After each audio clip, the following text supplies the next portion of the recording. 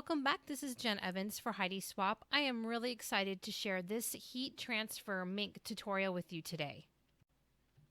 This tutorial is going to open up so many possibilities to use the Mink for other materials like this pencil pouch that I made.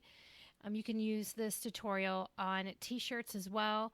And I'm still testing the t-shirt material, but I want to make sure I get this one out for you. This is a no wash tutorial, and here are the supplies.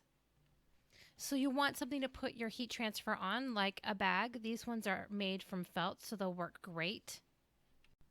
You'll want the silhouette printable heat transfer material for dark fabrics.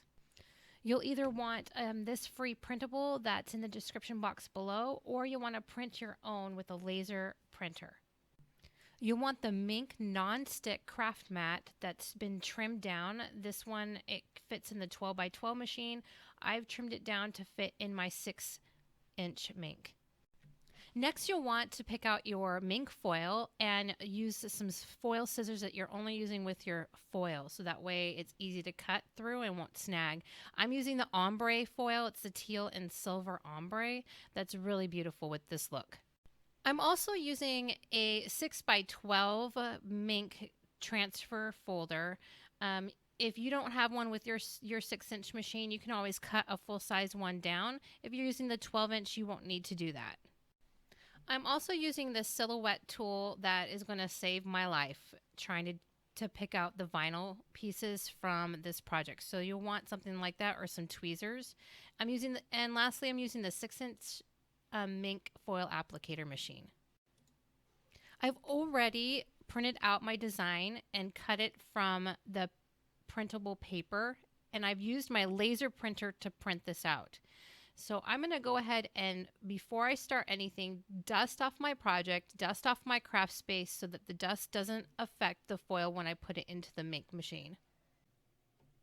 Now, before we do anything, we're going to want to weed this design. And weed is just a term that means to remove the negative of the vinyl, or in this case, the transfer paper, from its design. We're going to want to take out all of the white space inside the letters, and I'm just discarding these off to the side. And this is where that pick tool comes in very handy to get all of those little tiny negative spaces out of the letters. And now I went ahead and turned the camera off so that I could see a little bit better, but I took the outside edge up closer. So now I'm taking the actual image off of the backing of the transfer paper. I'm now taking the image off of the backing and placing it on my non-stick craft mat. And you would not be doing this normally if you were going to just put this transfer paper on fabric. But this is what I've come to find out, that to put it on the non-stick craft mat, this is what you need to get it to foil. So you'll want to place it into the transfer folder, and you'll want to cut your foil to fit over your design.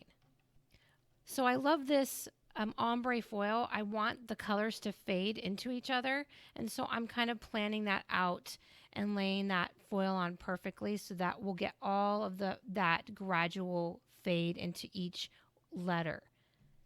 So the key is the non-stick craft mat. If you just place the paper inside of the Mink without the non-stick craft mat, it will stick and react. So this is the key to have it working. And you're going to use a heat setting of just 1. Now, it doesn't have long before it goes to the Mink and comes out. And here is the amazing reveal. As you lift up the foil, you'll see that the foil has reacted to the laser printer transfer paper, and look at how all the colors really fade perfectly.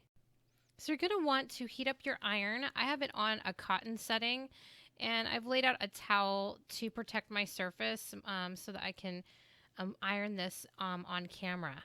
If you have a thin fabric, you're going to want to put a piece of paper in between, like let's say it's a t-shirt, but this felt is really thick, so I don't need anything on the inside protecting it.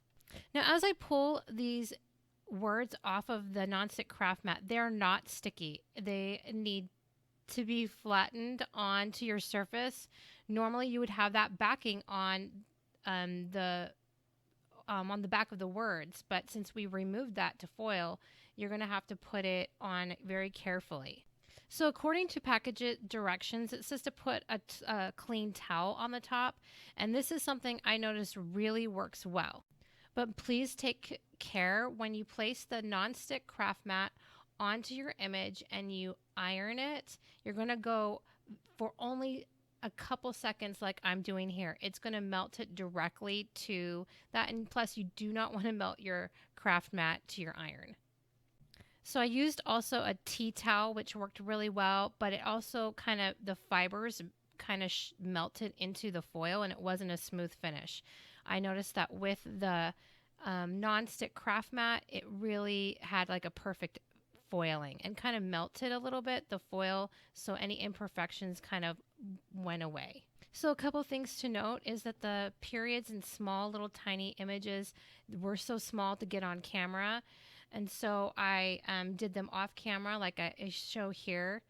And also when you're thinking of a design, make sure that your design connects. So if you have a lot of loose pieces like loose letters that aren't connected together or welded together, it makes it a little bit harder to do this technique.